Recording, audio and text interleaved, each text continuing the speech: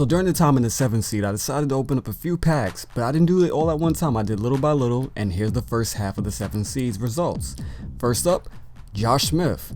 He's a really good player. He's in the high 80s, but he's a small forward this year.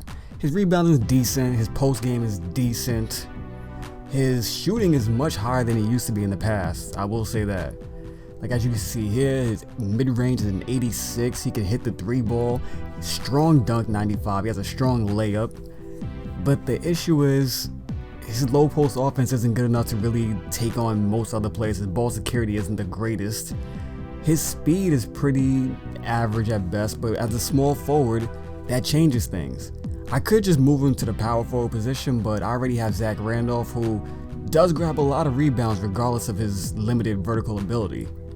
So next pack, I decided to go open up a Silver Story because I didn't want to blow up all my cash. I need to play some games, and I got Caron Butler, a very good player. I used to use him a lot when I was playing with Los Angeles Clippers last year, and this year I want to use the Bucks one game just to see what I can do with them. He's going to go into my lineup on the bench. He's a really good player. I enjoy having him. Trevor Ariza, he was also one of the players I got during this pack opening. Unfortunately, that video file is corrupted, so you couldn't see me get him, or I forgot the other guy I got inside that pack opening. But Caron Butler, he's going to be my 11th, probably 12th man on the bench. He's really good. He does a lot of stuff well, and I enjoy having him on my team. He'll fit in perfectly when going up against those all bronze lineups or whenever I want to just challenge myself. And then so the next pack, I got Marcin Gortat. He has been traded recently from the Suns to the Washington Wizards in an attempt to go winless for Wiggins. He's not bad. I wouldn't start him as my primary gold center or even my backup because I have people like Dikembe Mutombo, and that's a horrible accent. I also have people like Roy Hibbert and Walt Bellamy, RIP. He died recently at the age of, I believe, 81 or 74. I know that gap is really far away, but he died recently. And I also have other players on my bench who I just won't use at that position. I need a really quality center, and he's not it. So I got another Phoenix Suns player, and a player I already had.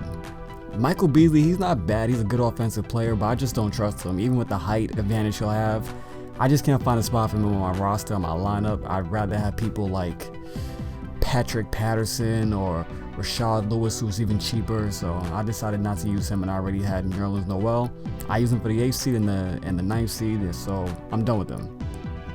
And then I get Bill Laimbeer. I didn't get him last year. I really didn't want him. I don't care for him. I like everything else I got in the pack besides him, but he just doesn't have a spot on my team. I don't shoot threes with my center. I'm sorry. I like rebounding the ball offensively. So then inside my last pack opening, I got a really good player. Lou Hudson. He is pretty much like a super version of James Harden, just minus things like, I don't even know. This guy you'll see his stats in a second. He can do everything, offensively at least. And look at those numbers. Besides his free throw shooting, everything's in the 80s and the 90s, and they're not even low 80s, they're like high 80s. And 99 Euro step, 94 layup, 83 point shooter, 90 mid-range shooter. His low post offense isn't needed because he's a small forward who won't be playing small forward at that height on my team. His speed is solid, his stamina is pretty good. He's gonna come off the bench, of course, because I'm not gonna move Kobe Bryant or Paul George to the bench. And 90s for his shooting off dribble and in traffic, a rare stat that most players don't have in the NBA currently today.